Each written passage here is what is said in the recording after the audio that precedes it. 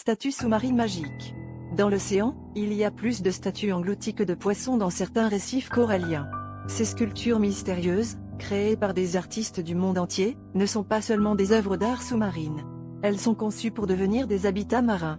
Imaginez-vous nager à travers des galeries de statues fantomatiques qui émergent lentement des abysses, recouvertes d'algues et de coraux colorés, créant des récifs artificiels où la vie marine peut prospérer. Ces œuvres submergées transforment le paysage océanique, attirant non seulement les curieux mais aussi les créatures marines. Dans certaines régions, ces statues ont revitalisé des zones où le nombre de poissons avait drastiquement chuté, en leur offrant un abri et des lieux de reproduction.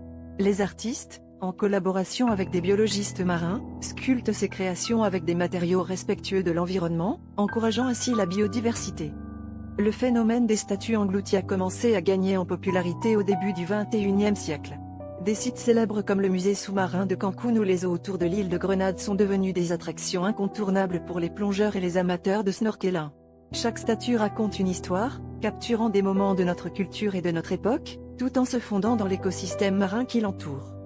Tandis que les poissons explorent ces nouvelles structures, les statues, elles, restent immobiles, témoins silencieux du passage du temps et de l'évolution de la vie sous-marine.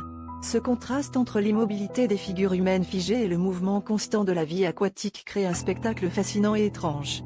Un voyage dans ces galeries sous-marines nous rappelle que l'art et la nature peuvent coexister harmonieusement, transformant les profondeurs de l'océan en un musée vivant.